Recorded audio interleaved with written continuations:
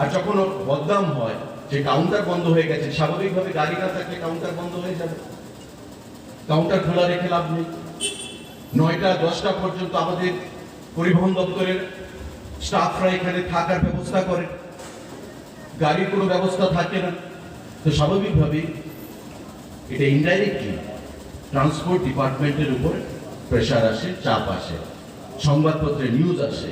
সেই জিনিসটা আপনারা মাথায় রাখবেন, যাতে আগামী দিনে আমাদের যে কোনো পরিস্থিতিতে শেষ ফ্লাইট আসা পর্যন্ত খোঁজ নেবেন যে লাস্ট ফ্লাইট কটার সময় আছে।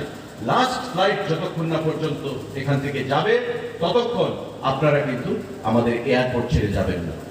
আমরা এটা আশা করতে পারি সবাই। কোভিড প্রমিস, আগামী দিনে লাস্ট ফ্লাইট আসা পর্যন্ত আপনারা থাকবেন এখানে। কমিটমেন্ট তো সবাই।